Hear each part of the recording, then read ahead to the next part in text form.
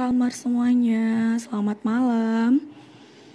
Oke, suara aku kedengeran gak ya? Halo Vira, Hadid ya. Sebentar kita akan manggil kamselor kita hari ini.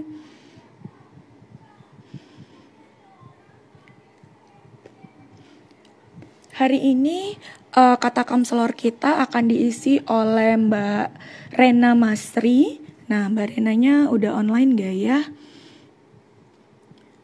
Oke, kita tunggu Mbak Renanya dulu ya. Oke.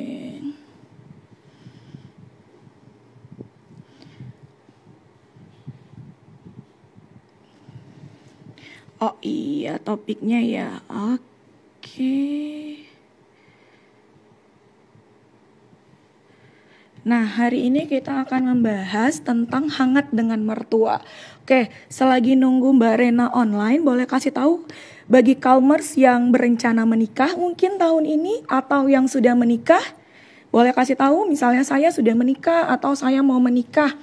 Kita akan membahas seputar tentang relationship yang berhubungan dengan mertua nih kali ini. Kalau minggu lalu udah membahas tentang perselingkuhan, minggu ini kita akan membahas bagaimana kita menjalin hubungan yang hangat dengan mertua. Sebentar kita tunggu Mbak Renanya ya.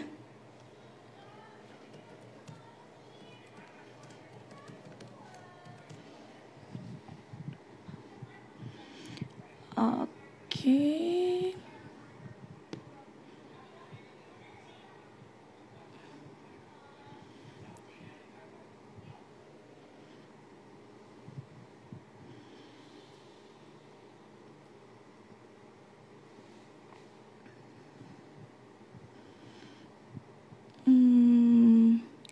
Sebentar, saya belum ngelihat Mbak Rena online nih.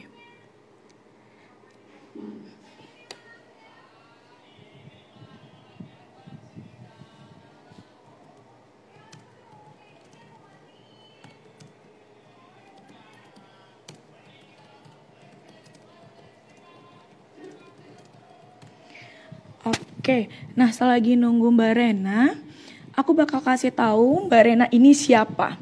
Nah, Mbak Rena ini adalah konselornya KAM. Konselor itu adalah konselor online di KAM. Mbak Rena juga saat ini adalah oke, kata Mbak Rena, tunggu ya, tunggu sebentar katanya. Oke. Nah, Mbak Rena saat ini aktif sebagai konselor di KAM dan dia praktek di namanya Key Consulting. Nanti kita tanya sama Mbak Rena di daerah mana Key Consulting itu. Dan sekarang Mbak Rena juga aktif sebagai pengajar di Mercu Buana University. Oke nih Mbak Renanya sudah ada. Oke, kita tunggu ya. Wah, sudah rame nih yang join. Oke, halo Mbak Rena. Kedengeran suaraku? Kedengeran Mbak, halo, Assalamualaikum. Waalaikumsalam Mbak. Gimana kabarnya, sehat Mbak? Sehat, Alhamdulillah. Ini suara saya kedengeran ya Mbak ya? Kedengeran tapi mukanya mungkin agak sedikit diturunin Mbak ke bawah, cuman setengah kelihatannya. Oke, udah? Oke, udah. Oke Mbak. Oke. Nah, oke Mbak. Jadi tadi aku udah sedikit nih memperkenalkan Mbak ke Kalmers yang lain. Kita hari ini bakal membahas tentang hangat dengan mertua ya Mbak ya? Betul. Oke Mbak, mungkin Mbak boleh memperkenalkan diri lebih detail. Kalau tadi saya cuma menyebutkan nama, mungkin Mbak bisa menjelaskan Mbak sekarang aktifnya di mana, prakteknya di mana, atau lebih sering menangani apa. Boleh silakan Mbak. Oke. Perkenalkan, nama saya Rena Masri, saya psikolog klinis dewasa. Saya juga tergabung dengan KALM. Selain di KALM juga mungkin tadi udah disebut ya, di Q Consulting. Saya juga founder dari Cinta Setara, lalu ngajar juga supaya nggak lupa sebenarnya. Tetap upgrade ilmu ya Mbak ya. Gitu. Lalu memang untuk praktek sehari-hari saya lebih fokus ke terapi keluarga, ke relasi gitu. Jadi memang saya lebih mendalami relasi yang sehat dan bahagia, baik dengan diri sendiri, dengan pasangan, dengan keluarga, teman maupun lingkungan. Oke, nah berarti selama Mbak berpraktek ini, kalau saya lihat nih Mbak lulusnya di tahun 2006 ya Mbak sebagai psikolog, berarti sudah Betul. malang melintang selama 12 tahun, berapa tahun ya Mbak? 18 tahun? Wah, sudah jauh banget, udah jalan 14 tahun nih, salah hitung nih saya nih. 14 tahun ya Mbak sebagai psikolog, wah pasti sudah banyak banget pengalaman nih yang bisa mungkin kita sharing kepada Calmers kalian, biar hangat hubungannya dengan mertua nih Mbak. Oke, nah selagi mungkin ada Calmers yang mau bertanya, boleh ya silahkan dikasih tahu pertanyaannya. Nah, selagi masih menunggu pertanyaan nih Mbak, kalau dari saya pembukanya nih Mbak, biasanya kalau misalnya klien-klien yang datang ke Mbak yang berhubungan sama mertua, biasanya konflik apa sih yang paling sering terjadi antara menantu dan mertua Mbak? Oke, biasanya sih sebelum konflik menantu mertua, biasanya yang sering terjadi konflik adalah mertua perempuan dengan menantu perempuan pada umumnya gitu misalnya. Mungkin ada sih yang laki-laki tapi lebih jarang kita dengar, atau mungkin memang mereka nggak bercerita sehingga kita nggak tahu sebenarnya. Tapi kalau kita sebagai perempuan lebih sering cerita, akhirnya memang lebih banyak yang kita tahu menantu perempuan berkonflik dengan mertua perempuan. Biasanya terkait isu apa aja sih gitu. Kalau udah punya anak, biasanya pasti tentang pengasuhan anak. Dari mulai kehamilan gitu ya, kalau hamil harus bagaimana gitu ya, ternyata kita juga punya kebiasaan berbeda dengan keluarga kita, sehingga itu menjadi konflik. Kan banyak tuh ya Mbak, kayak misalnya kita dengan pasangan kita kan berbeda kebiasaan, mungkin berbeda adat gitu ya. Ada adat-adat yang memang menurut keluarga pasangan itu harus diikutin gitu, tapi mungkin menurut kita untuk apa ya? Ini apa maksudnya sih kok gitu banget gitu. Akhirnya itu yang menjadi konflik dari semenjak hamil. Lalu melahirkan, ya mungkin sering kita dengar juga ya, kayak misalnya ASI, susu formula, lalu 6 bulan boleh dikasih makan atau enggak, itu biasanya lebih ke situ, ke pengasuhan anak. Tapi kalau misalnya belum punya anak, biasanya lebih ke kebiasaan sih akhirnya gitu, kebiasaan memang sehari-hari. Berarti memang kayak memberikan apa ya Mbak ya, ada dua kebiasaan yang berbeda disatukan, berarti sama aja seperti kita menyesuaikan diri dengan pasangan kita gitu ya Mbak? Betul, karena kan kalau menikah itu ada dua hal yang perlu kita perhatikan dan kita lakukan gitu ya, yaitu kompromi dengan adaptasi. Gitu. Jadi memang kompromi kemana sih, baik ke pasangan maupun ke keluarga pasangan gitu. Adaptasi juga seperti itu. Kenapa gitu? Karena kita nggak bisa pungkiri ya dengan apa ya, dengan budaya kita gitu, dengan budaya kita itu biasanya campur tangan keluarga pasangan, campur tangan keluarga besar kita tuh masih apa ya, masih suka masih dilakukan kental gitu. Gitu. Jadi ya kita emang harus adaptasi dan harus kompromi pada akhirnya gitu. Nah, kalau dari yang Mbak alami nih selama menjadi psikolog keluarga, biasanya apakah konflik-konflik ini, kok tadi kan dari cerita Mbak ketika baru menikah atau ketika sudah memiliki anak, apakah konflik-konflik ini juga terjadi bahkan di sebelum kita melakukan pernikahan, misalnya ketika persiapan mungkin atau perkenalan mungkin Mbak? Oke, biasanya sudah mulai terlihat, tapi balik lagi, biasanya kita tuh lebih berharap gini, oh mungkin nanti berubah kali, oh mungkin nanti kita bisalah nyesuaiin gitu. Jadi itunya tuh biasanya kita dengan harapan-harapan tadi, oh ya udahlah bisalah, tanpa kita bicarakan lagi dengan pasangan bagaimana sih cara menghadapi sifat mertua yang keras misalnya, atau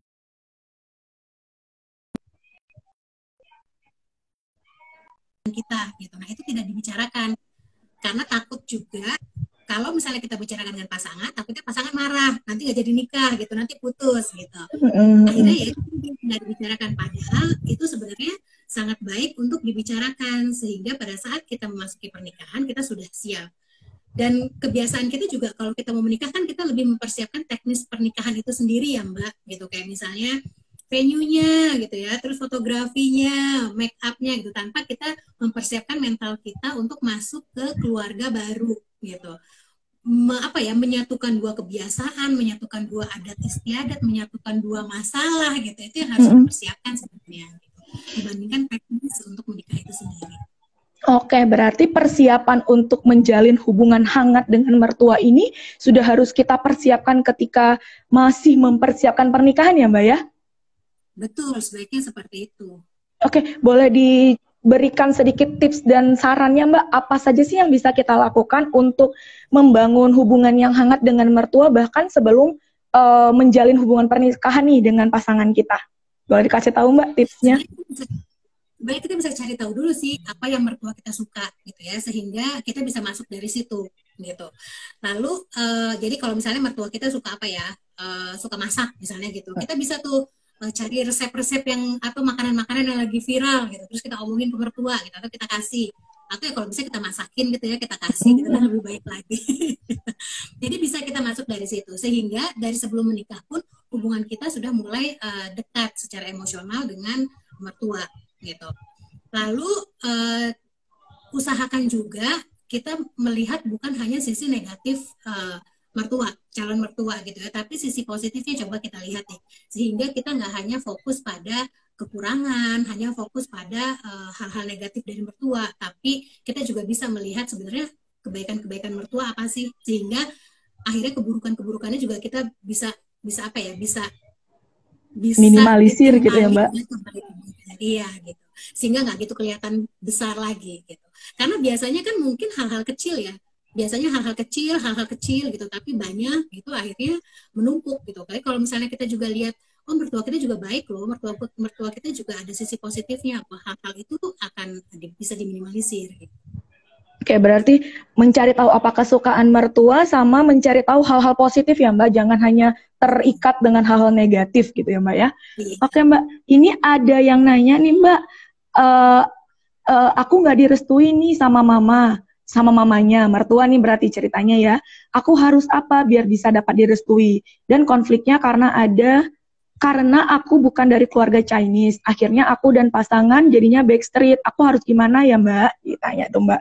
Gimana caranya untuk mendapatkan restu nih? Berarti kan kehangatan juga, keharmonisan juga nih Mbak. Ada saran-saran nggak Mbak? Sebenarnya mungkin banyak juga ya sekarang masih ya, kayak misalnya berbeda budaya gitu ya. Itu juga masih jadi satu masalah.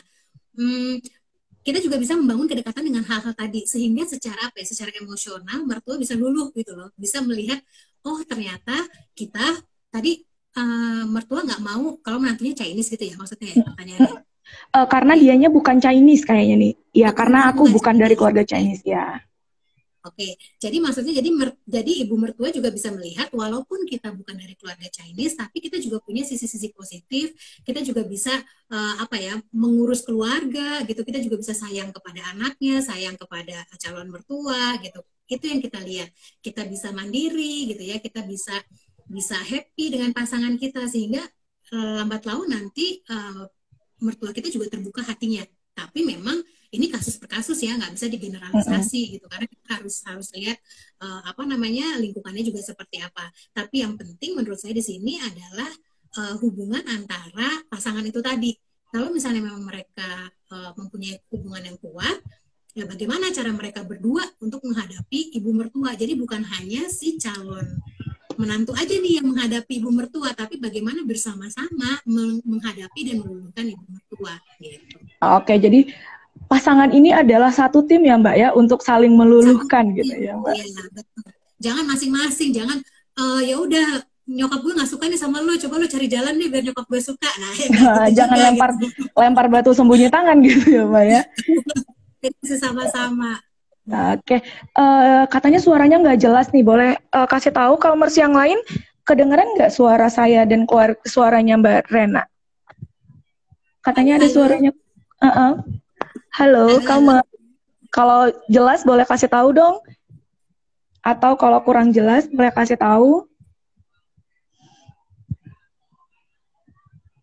Kayaknya nggak ada yang jawab nih, Mbak. Oke, kayaknya aku tanya ke pertanyaan selanjutnya yang berkaitan dengan yang tadi ya, Mbak ya. Baik, Mbak. Oke, nah, suara Mbak Renanya agak kejauhan, Mbak. Oh, mungkin bisa dideketin ke mikrofon, Mbak. Tapi mukanya nggak jadi kedeketan ya, Mbak? Iya, jadinya ya lebih kurang lah ya. Yang penting kelihatan wajahnya sedikit ya, Mbak. Coba Begini cukup?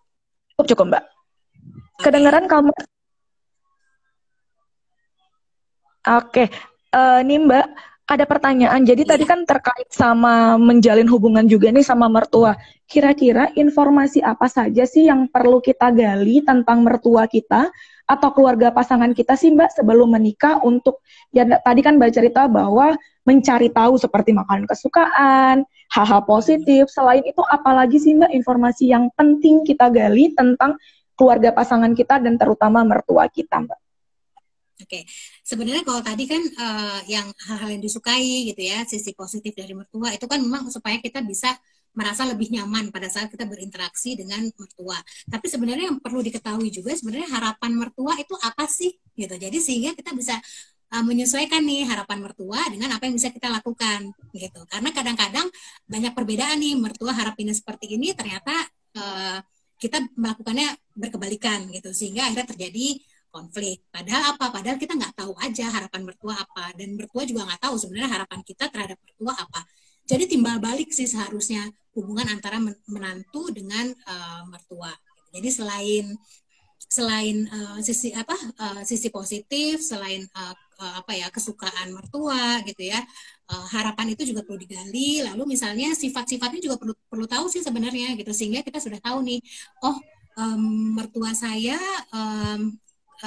misalnya agak keras gitu ya, kita udah tahu dulu nih, udah gali informasi dari pasangan, kira-kira bagaimana sih cara melulukannya gitu. Kalau misalnya saya melakukan A, kira-kira mertua saya ini akan lebih marah atau akan lebih tenang gitu. Jadi kita harus sudah tahu strategi-strategi untuk menghadapi mertua. Oke, tadi Mbak menyebutkan tentang harapan nih Mbak. Harapan seperti apa sih maksudnya nih Mbak? Misalnya, apa yang akan kita cari tahu tentang harapan mertua? Apakah tentang kitanya yang bersikap seperti apa? Atau seperti apa nih Mbak harapan? Saya masih belum begitu paham Mbak. Kayak misalnya setelah menikah gitu ya, mertua tuh sebenarnya pengennya kita tinggal di mana sih? Gitu.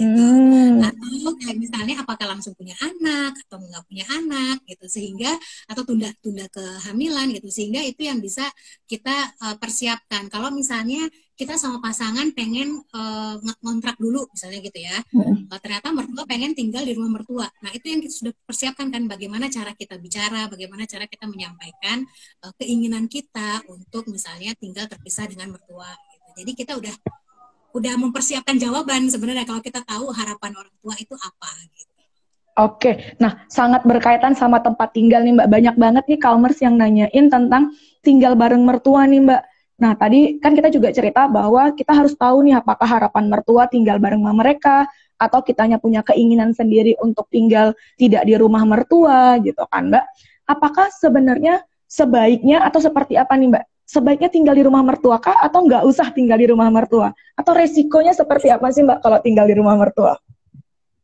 Oke, ini sebenarnya balik lagi ya, kasus per kasus, kita nggak bisa secara general ngomong nggak bagus tinggal di rumah mertua atau bagusan tinggal di rumah mertua gitu ya, nggak bisa, karena kasusnya pasti berbeda-beda.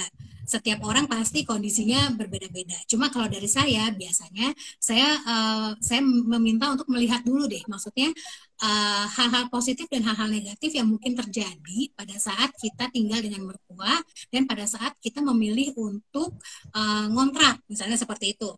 Itu kalau misalnya mertua kita dengan pasangan merasa kita cukup bisa menghadapi mertua kita juga kita rasa juga cukup positif gitu, lalu kita berpikir oh ya udah tinggal sama mertua dulu sambil nabung misalnya gitu ya untuk beli rumah misalnya, silahkan gitu. Tapi kalau misalnya ternyata mertua terlalu mencampuri kehidupan anak-anaknya, kehidupan pernikahan anak-anaknya, sehingga pasangan kita juga merasa kayaknya tertekan gitu ya, setiap melakukan sesuatu kok kayaknya diremehkan gitu atau dianggap salah gitu, sehingga akhirnya mempengaruhi emosi atau psikologis kita, ya lebih baik kita kontrak dulu. Tapi bukan berarti menjauh gitu ya, bukan berarti tidak sama sekali tidak hubungan, tapi tetap misalnya seminggu sekali tetap ke rumah mertua atau tetap jalan dengan mertua, sehingga walaupun kita tidak harapan mertua itu kita tidak penuhi, tapi kita tetap berusaha untuk menjalin hubungan yang hangat tadi dengan mertua gitu. Berarti intinya adalah komunikasi ya Mbak. Jadi kita sampaikan kenapa kita tidak mau bukan tidak mau sih, memilih untuk mungkin ngontrak dulu atau tinggal di tempat yang lain dulu atau bahkan mungkin memilih tinggal di salah satu rumah. Misalnya apakah di rumah tempat wanita atau di rumah tempat pria gitu ya Mbak ya. Jadi yang jelas kita menyampaikan sebenarnya apa sih yang menjadi penilaian kita, kenapa kita memilih untuk tinggal di satu tempat, bukan karena menjauh gitu ya Mbak ya. Betul. Oke, tadi penyampaian itu juga ya, penyampaiannya juga harus bijak gitu, maksudnya jangan sampai menyinggung perasaan mertua gitu. Nah, tentang penyampaian ini Mbak, menurut Mbak, apakah sebaiknya yang menyampaikan itu misalnya nih, saya sebagai menantu nih, saya perempuan gitu, saya memilih untuk nggak tinggal nih di rumah mertua saya gitu. Sebaiknya yang menyampaikan itu apakah saya sebagai menantu ataukah sebenarnya pasangan kita yang menyampaikan ke orang tuanya? Sebenarnya sih kalau mau amannya itu pasangan kita, jadi anaknya gitu ya. Karena biasanya penerimaannya berbeda ya. Contoh kecil gini, kalau kita ditegur sama ibu kita dengan kita ditegur sama mertua, walaupun ditegurnya sama, tapi perasaannya beda. Gitu. Iya, biasanya benar. Seperti itu. Tapi sebaiknya walaupun pasangan kita yang menyampaikan kepada mertua kita tetap ada di situ gitu. Jadi sehingga mertua juga tahu bahwa kita dengan pasangan itu satu suara gitu. Oke, berarti bukan karena kayaknya mungkin selama ini banyak yang jadi omongan misalnya tuh karena disuruh sama menantunya tuh makanya anaknya gitu ya Mbak ya. Omongan-omongan yang mungkin sebenarnya tidak terjadi tapi menjadi persepsi-persepsi yang dipikirkan oleh orang lain tentang yang terjadi di rumah tangga kita. Gitu ya Mbak.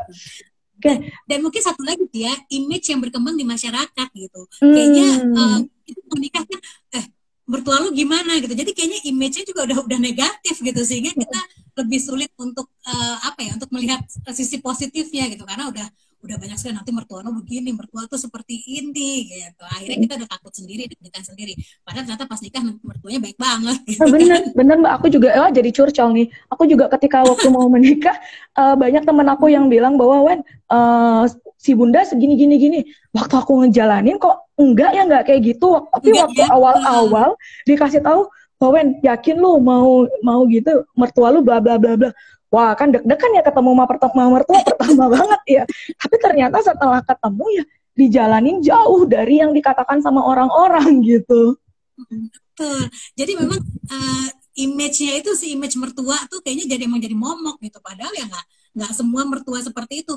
Pun ada juga ternyata bukan mertuanya yang yang lebih menekan gitu ya, tapi menantu yang lebih menekan ada nggak? Ya ada juga pada kenyataannya gitu.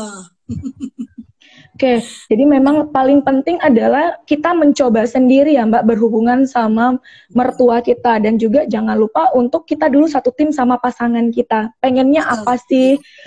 Pengen di rumah siapa sih? Jadi benar-benar persiapan kita sama pasangan merupakan kunci pertama sebelum menghadap ke mertua-mertua nih ya Mbak. Iya, soalnya kadang-kadang gini juga ya, kadang-kadang pasangan mungkin mau cari gampang gitu ya, biar nggak terlalu banyak konflik. Misalnya kayak kok dikasih susu formula sih, atau kok ASI aja sih nggak dikasih susu formula, nggak tahu tuh emang dia maunya begitu gitu. Akhirnya kan menimbulkan kecurigaan, menimbulkan pemikiran negatif terhadap menantu gitu. Nah itu tadi harusnya bareng-bareng memang. Kalau misalnya memang nggak mau kasih susu formula, ya emang bilangnya ya emang kita udah pertimbangan sih Mang, kalau misalnya emang kita nggak mau kasih susu formula ke anak-anak gitu. Jadi orang tua dan mertua juga tahu kalau kita sudah satu paham gitu, sudah satu kesepakatan gitu. Oke, juga aku mungkin punya pengalaman, teman sih Mbak punya pengalaman misalnya kayak melahirkan, memilih sesar atau memilih secara normal, itu kan juga menjadi, kadang-kadang ada yang bilang kok pilihnya sesar sih, atau kok nggak sesar aja lama banget normal misalnya seperti itu juga harusnya disampaikan ya kali ya Mbak ya. Iya, karena ya sekarang ini juga pertimbangannya kan banyak ya antara sesar dengan normal gitu, jadi perbedaan pengalaman itu kan juga pengaruh ya.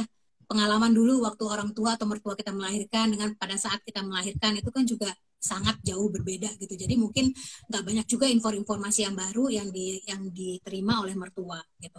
Pernah ada juga sih klien saya, dia ngotot mau melahirkan dalam air itu. Oh gitu ya, ya. Mertuanya udah heboh lah gitu. ya saya lupa Nanti itu cuma. ada waterbird itu ya, nanti nggak steril dan lain-lain gitu. Akhirnya terjadi konflik gitu. Padahal si menantunya ada juga yang nemenin bidan gitu, tapi dia maunya di rumah. Nah itu kan sebenarnya harusnya bisa dibicarakan gitu. Tapi kita juga harus mengerti kekhawatiran mertua kita sebenarnya. Karena mertua khawatir kan demi keselamatan kita juga gitu. Iya, berarti tadi poin yang kedua lagi ya Mbak, cari tahu hal positif apa yang dipikirkan oleh mertua, gitu ya. Intinya yang dikasih tahu sebenarnya adalah mungkin pengalaman mereka sebelumnya, tapi karena informasi sekarang yang semakin berkembang, mertua ataupun bahkan orang tua kita sendiri nggak punya pengetahuan tentang atau informasi terbaru tentang itu, sehingga merasa apa yang sudah dia lakukan sebelumnya menjadi yang paling baik gitu ya Mbak. Baik, ya. Oke, ini ada pertanyaan lagi nih Mbak. Kalau salah satu ada yang punya sifat posesif, gimana ya Kak? Misalnya yang posesifnya, bentar-bentar. Misal yang posesif kitanya gimana ngontrolnya? Dan kalau mertua gimana meresponnya? Posesif sama anak. Nah, misalnya nih ceritanya Mbak, ada yang posesif banget sama anaknya nih Mbak. Misalnya mertuanya posesif banget. Gimana cara kita untuk mengontrol biar jangan cekcok dengan mertua gitu Mbak? Oke, itu balik lagi ke, jadi mertuanya posesif dengan pasangan anaknya. kita berarti ya? Sama, ya ini sama anaknya, berarti sama pasangan. Antara dua sih, tapi saya mikir nih Mbak, anaknya ini maksudnya cucu atau anaknya ya? Oh, oke. Kayaknya sama anaknya, sama pasangan kita sih Mbak, kayaknya nih. Oh, pasangan. Oke. Jadi sebenarnya perlu kita pahami juga gitu ya. Pasangan kita gitu ya kan diasuh oleh mertua kita dari lahir sampai let's say umur 20-an gitu ya. Setelah itu dia kuliah sendiri dan lain-lain gitu ya. Terus dia kerja, terus dia langsung nikah gitu. Terus fokusnya langsung bukan ke orang tuanya lagi tapi ke pasangannya. Jadi mungkin nggak kayak misalnya mertua merasa ada kehilangan gitu, mertua merasa mungkin ada iri gitu, mungkin nggak, ya mungkin aja gitu, karena selama ini udah mertua yang selalu mengasuh pasangan kita gitu ya, sampai pasangan kita seperti saat ini itu kan sebenarnya karena jerih payah mertua gitu ya. Jadi itu kita perlu pahami dulu, kalau bukan karena usaha mertua mungkin pasangan kita menjadi orang yang bukan yang kita cintai gitu kan. Kita mencintai pasangan kita sekarang karena pola asuh mertua kita gitu. Itu yang perlu kita pahami, sehingga kita juga merasa bisa empati dengan mertua kita kalau misalnya mertua memang merasa kehilangan anaknya gitu ya, karena baru kerja, baru mandiri, sekarang fokusnya udah ke kita gitu. Nah, lalu bagaimana menyikapinya? Kita bisa sama-sama sih, misalnya walaupun kita berbeda tempat tinggal, tapi ya itu misalnya untuk pertama-tama beberapa hari sekali tetap telepon gitu. Misalnya sekarang apalagi ada video call kan lebih gampang gitu ya, video call. Kalau misalnya nggak sempat, coba kirim makanan kesukaan atau buah kesukaan gitu, sehingga mertua masih tetap merasa kita tetap memperhatikan mertua gitu. Walaupun mungkin kalau kita kesel-kesel gitu ya, tiap hari pasangan kita diteleponin gitu sejam misalnya, ya kita tutup mata dulu sementara gitu ya gitu. Nah, yang sisi baiknya adalah berarti kan mertua kita tetap perhatian sama anak kita, sama pasangan kita gitu kan gitu. Jadi itu bisa kita lakukan walaupun kita merasa kok kayak ya posesif gitulah, kayak diawasin terus, ditanyain terus kemana dan lain-lain. Ya udah gitu.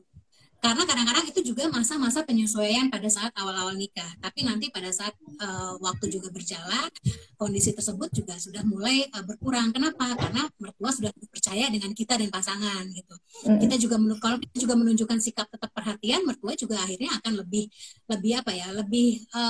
wise lah sama kita gitu. Jadi itu yang perlu kita lakukan. Kita perlu pahami, kita juga perlu menyesuaikan dengan pasangan dan keluarga pasangan.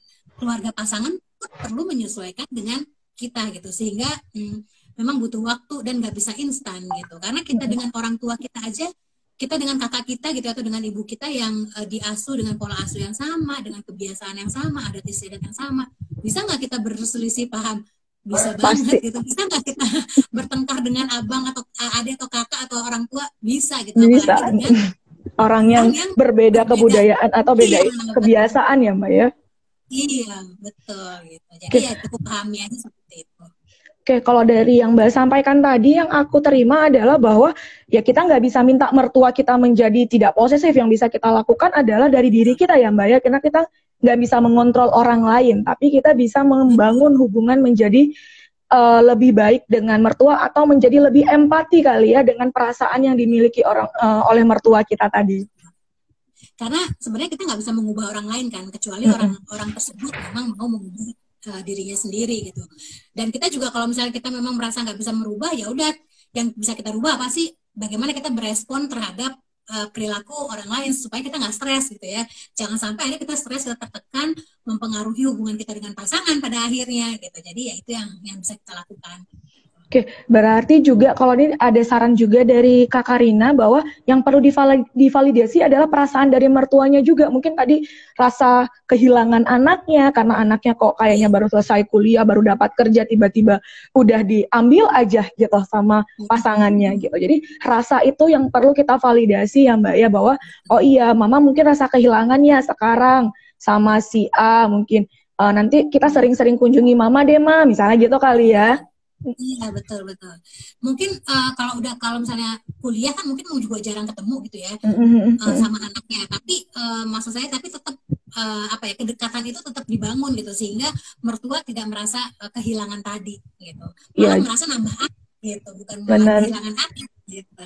Benar, walaupun mungkin jarak tempat tinggal berjauhan atau bahkan mungkin tidak tinggal bareng. Nah, tapi hubungan komunikasi tetap harus dipertahankan ya, Mbak ya.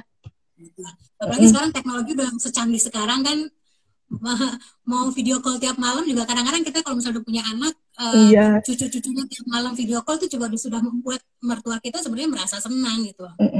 Apalagi mungkin di masa pandemi ini kali ya Mbak ya, karena kita nggak bisa keluar rumah, kita nggak bisa mungkin tidak sesering dulu bisa ke rumah mertua kita langsung, karena kita juga mungkin khawatir ketika kita datang ke rumah mertua, kita malah membawa virus-virus yang tidak baik, karena kan ya pasti mertua usianya ya juga tidak muda lagi gitu ya Mbak ya.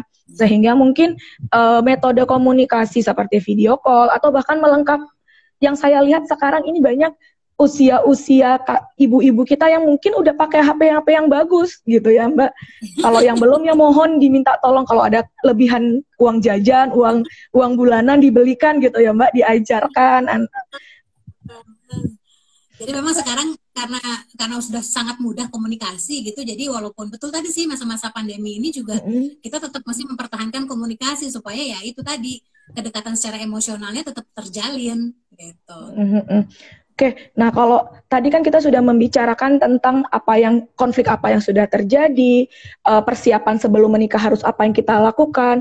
Nah kira-kira nih Mbak, kalau ketika sudah terjadi masalah nih Mbak, baru dengar sekarang nih live-nya Mbak, oh saya memang ada masalah nih sama mertua saya. Kira-kira tipsnya apa sih Mbak yang bisa kita lakukan untuk memperbaiki hubungan dengan mertua? Oke, sebenarnya konflik dengan siapapun gitu ya, dengan pasangan, dengan mertua, dengan teman, kunci pertama adalah komunikasi. Gitu ya. Bagaimana sih kita bisa mengkomunikasikan itu secara efektif dan asertif gitu, seperti apa gitu. Nah, tapi kalau berhubungan dengan mertua itu lebih kita fokuskan. Kenapa? Karena akan berdampak dengan hubungan kita dengan pasangan. Biasanya kan seperti itu.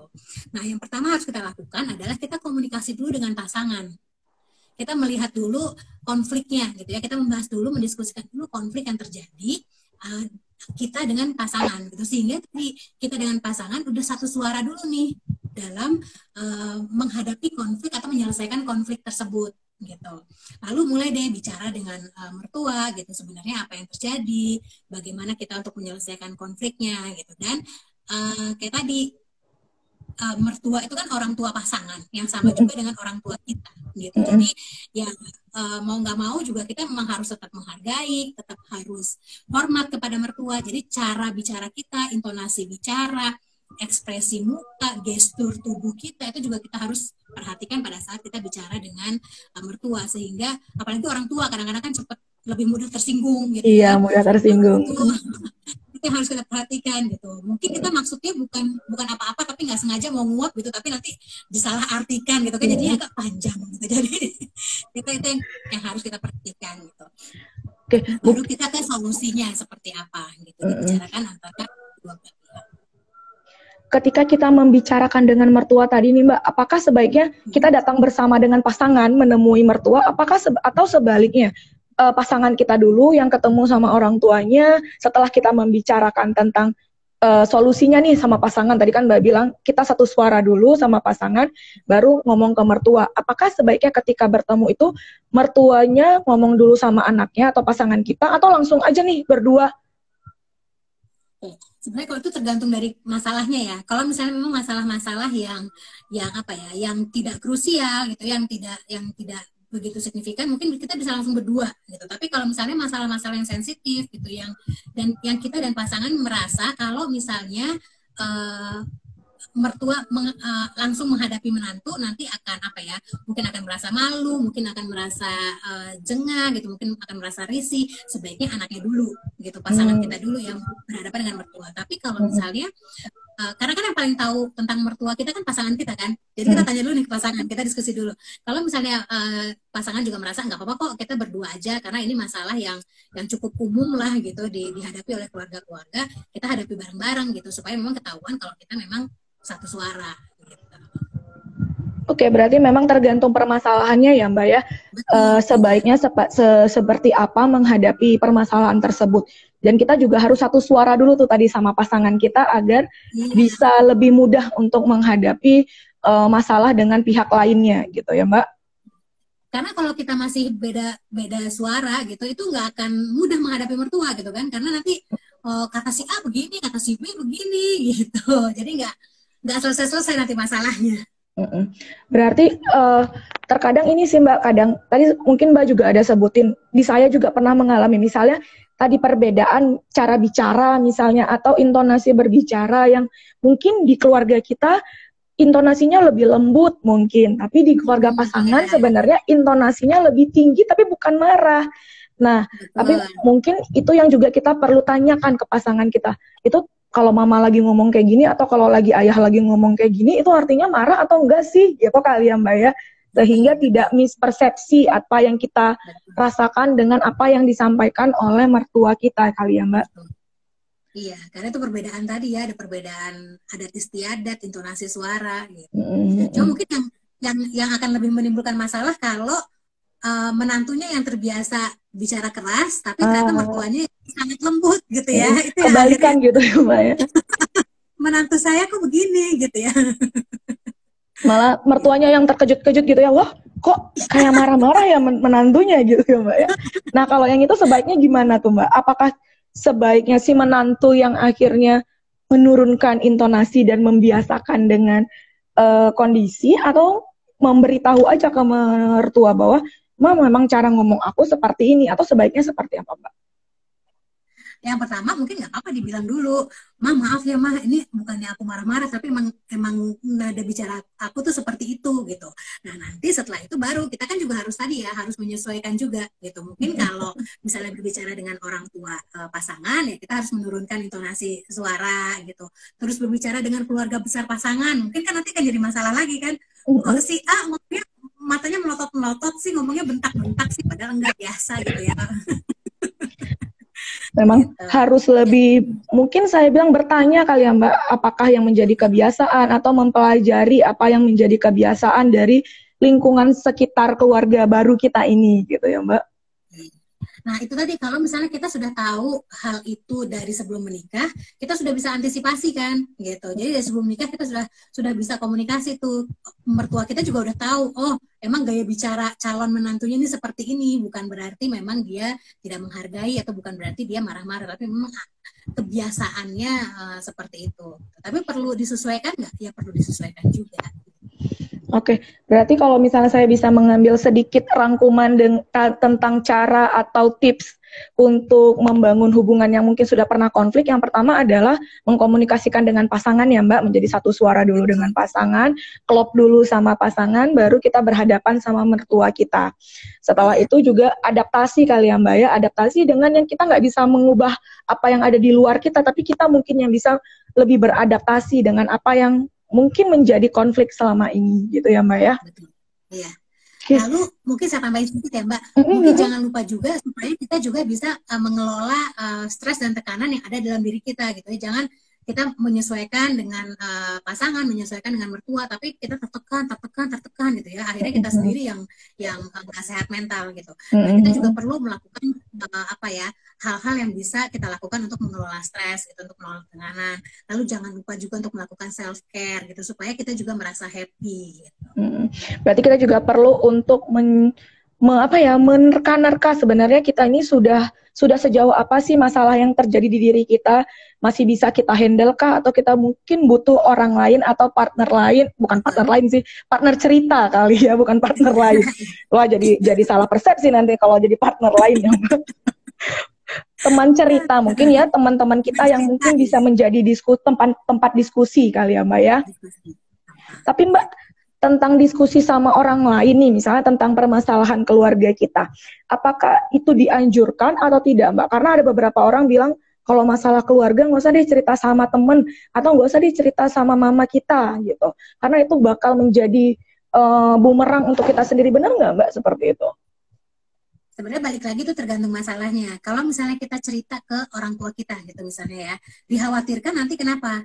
Dikhawatirkan nanti pada saat ada ketemu dengan besan atau ketemu dengan pasangan kita, orang tua kita jadi punya pandangan tersendiri gitu ya, jadi punya pikiran negatif misalnya, sehingga hubungannya juga tidak akan baik pada akhirnya gitu. Padahal kan menikah itu kan niatnya untuk long lasting ya, untuk jangka waktu yang panjang gitu, insya Allah selama-lamanya gitu. Nah kalau misalnya sedikit-sedikit ada masalah kita cerita ke orang tua gitu, nah takutnya timbul nanti hubungan antara orang tua dengan pasangan kita atau orang tua dengan mertua kita yang jadi tidak baik.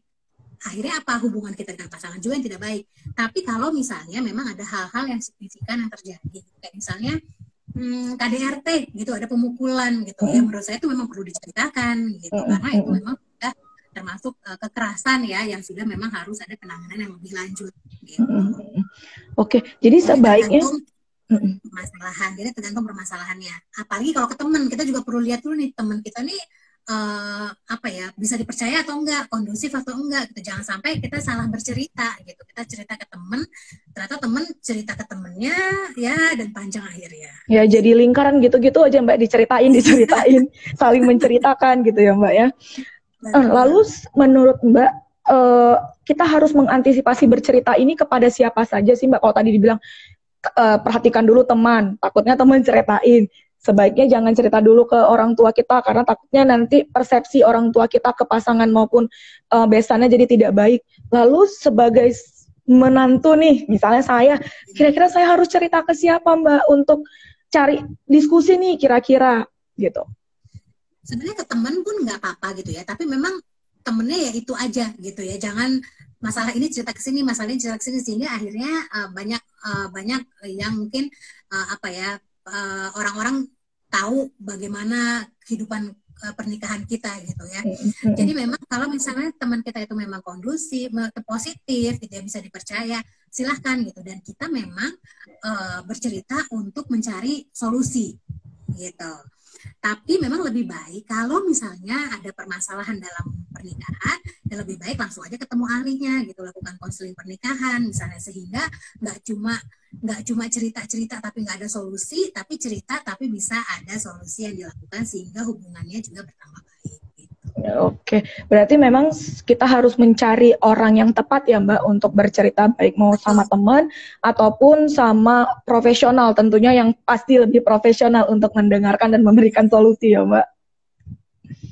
Soalnya kadang-kadang begini, kalau dari kasus-kasus yang pernah ada gitu ya, kadang-kadang memang cerita ke teman dengan niat untuk mencari solusi, ngompori gitu ya, akhirnya ya itu tadi, akhirnya kita malah berpikiran negatif kepada pasangan, akhirnya solusinya nggak ketemu, justru masalahnya jadi tambah meruncing gitu. Itu kan yang harus kita hindari sebenarnya. Termakan kata-kata dari orang lain gitu ya Mbak. Misalnya malam iya aku juga dulu gitu sama mertua aku gitu ya, jadi aku dulu nggak usah ajak ngomong aja mertuanya gitu-gitu kali, jadi malah negatif, yang kita dapat vibe-nya negatif ya Mbak ya, bukan solusi, malah menjadi merenggangkan hubungan kita sama mertua mungkin ya. Oke, mungkin pertanyaan sudah mau mendekati terakhir nih Mbak. Nah, sebagai pasangan gitu Mbak, apa sih yang harusnya kita lakukan ketika misalnya saya nih punya pasangan, Misalnya, oh tapi nggak usah saya deh karena saya perempuan. Tadi Mbak bilang yang sering terjadi masalah perempuan sama mertua perempuannya, misalnya pasangan saya nih yang punya masalah. Misalnya nih Mbak, saya punya masalah sama mertua saya.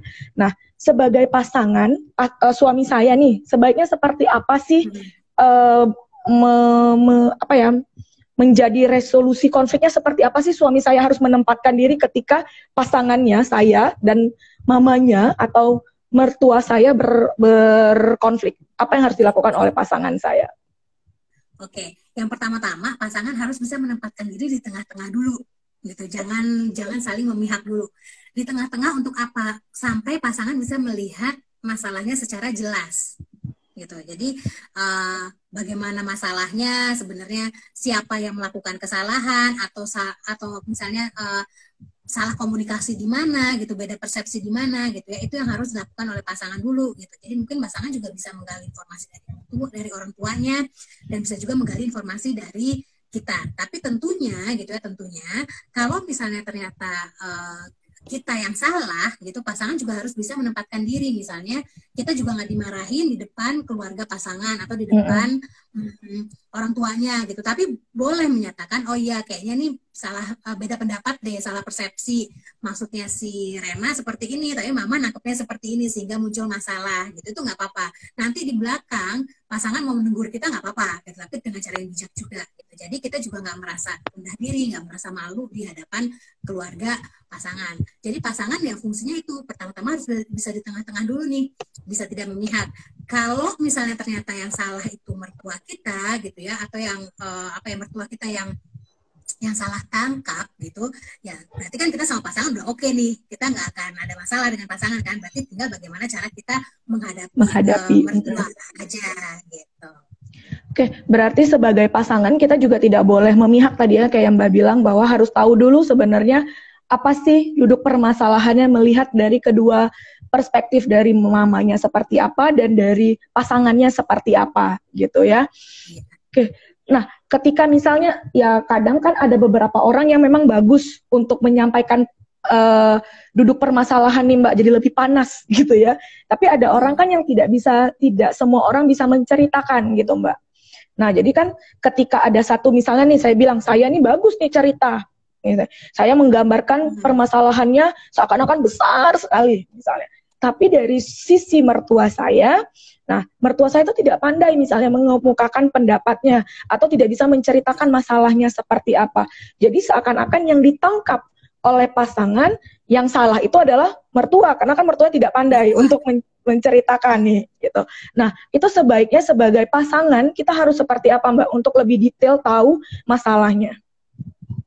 Oke, kalau misalnya memang seperti itu, kita bisa juga sih misalnya ini kalau misalnya masalahnya yang cukup signifikan gitu ya, maksudnya sampai berkonflik yang besar misalnya seperti itu ya, itu nggak apa-apa juga kalau misalnya kita tanya kepada mertua laki-laki gitu, atau bertanya kepada kakaknya atau adiknya yang mungkin tahu lebih dalam mengenai masalah tersebut gitu.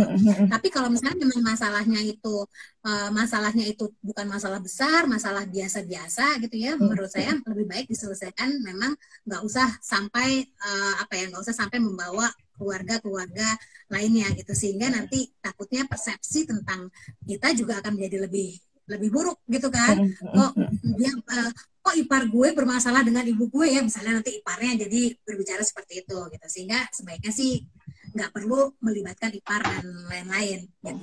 Tapi kalau misalnya kenapa perlu bicara dengan kedua belah pihak? Karena biasanya kan gini, kalau misalnya nih, mudah-mudahan enggak ya Mbak Wen ya, misalnya saya sama Mbak Wen berselisih gitu ya, bertengkar gitu. Kalau misalnya ada si A nanya ke saya, pasti kan saya ceritanya seolah-olah Mbak Wen yang salah ya, salah. Ya, benar. Gitu kan?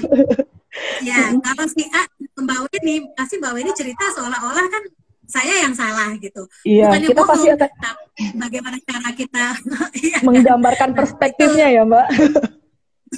Iya, makanya kita perlu, makanya pasangan perlu menggali informasi dari kedua belah pihak sebenarnya gitu.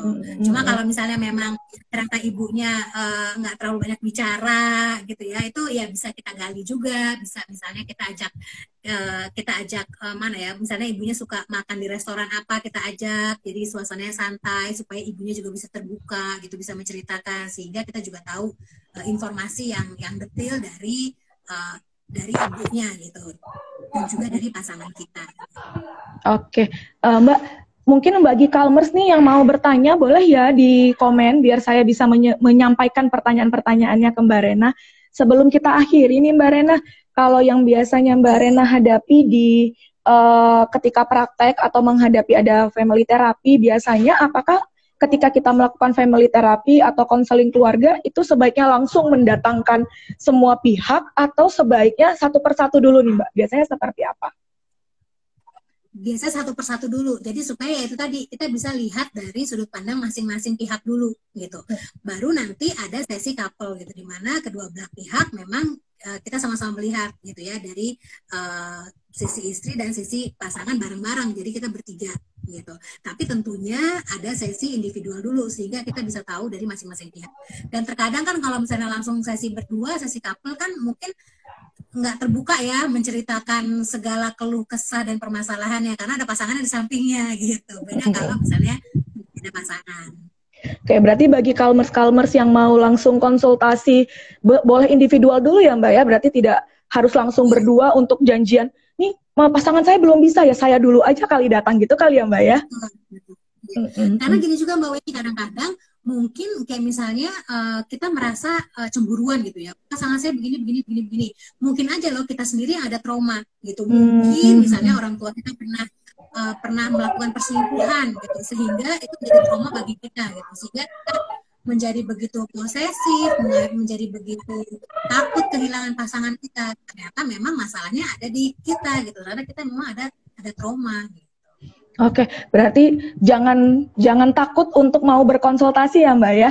Jadi ketika kita memang merasa, ketika kita memang ada merasa sesuatu dan lain hal yang pengen mau diceritakan, daripada menceritakan kepada orang lain yang belum tentu dapat solusinya, sebaiknya mencari profesional yang mungkin bisa langsung terhubung ke Mbak Rena di CAM-nya. Boleh tahu Mbak kode konselor kodenya Mbak? Ingat nggak Mbak? Nggak ingat.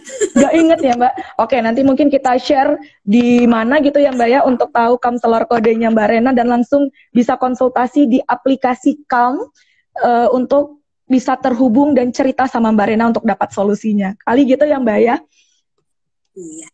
Oke Mbak Rena nih, karena waktu kita sudah mau hampir habis nih Mbak. Nah boleh kasih sepatah dua patah kata atau rangkuman atau kata-kata apa yang bisa Mbak sampaikan ke Kalmers biar hubungannya lebih hangat dengan mertua? Oke. Mungkin intinya kita jangan takut sama mertua, kita jangan negative thinking dengan mertua, karena mertua kita belum tentu apa yang ada di pikiran orang-orang lain gitu. Jadi coba kita hadapi mertua dengan baik, dengan apa ya, dengan pikiran yang kosong gitu, tanpa ada embel-embel mertua nanti begini, sehingga kita bisa lebih wise dalam menghadapi mertua, kita bisa lebih empati terhadap mertua, dan akhirnya hubungan kita dengan mertua bisa berjalan dengan baik. Tentunya diharapkan hubungan kita dengan pasangan juga akan lebih sehat dan bahagia. Oke, berarti intinya adalah positive thinking juga ya Mbak ya, sama orang yang ada di sekitar kita, biar hubungannya semakin hangat. Nah tadi juga ada yang nanya nih Mbak tentang ketika dalam masa pacaran, mungkin kita tadi udah membahas ya untuk Februari, mungkin nanti bisa didengarkan kembali IG live-nya Calm dengan Mbak Rena di IGTV-nya Calm. Boleh dinonton kembali, karena kita tadi sudah sempat menyinggung tentang apa sih yang harus kita persiapkan ketika sebelum menikah kali ya Mbak ya. Oke Mbak Rena, terima kasih Mbak Rena waktunya. Semoga kita bisa ketemu lagi di waktu yang lain. Amin, insya Allah. Makasih ya Mbak Wendy. Oke, bagi Kalmers mungkin kita tunggu beberapa, masih ada waktu sini Mbak, ada sekitar 5 menit lagi. Mungkin ada Kalmers yang mau bertanya? Boleh nih, katanya nanti request tentang kontrol emosi. Wah, nanti mungkin kita akan buat sesi lainnya ya Mbak ya, untuk tentang kontrol emosi. Karena pasti pembahasannya akan panjang banget. Panjang.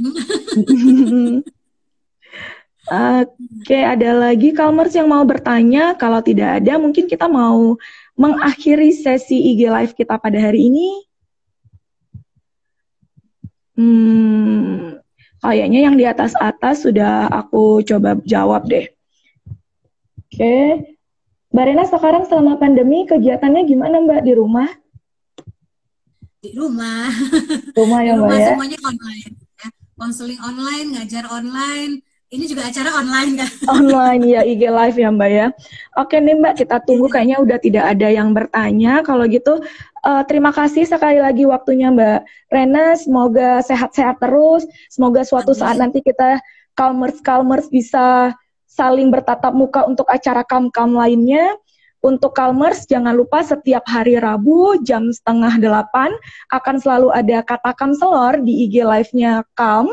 Jangan lupa saksikan. Untuk minggu depan ada materi tentang, wah saya lupa nih saking banyak ya, kalau saya tidak salah itu tentang quarter life crisis, terus ada tentang, apa lagi ya, ada tentang depresi, mengenal dan mengetahui tentang depresi, dan ada juga tentang ini Mbak, tentang penyesuaian diri di awal pertama pernikahan. Nah mungkin itu relate kali ya. Menarik ya, iya.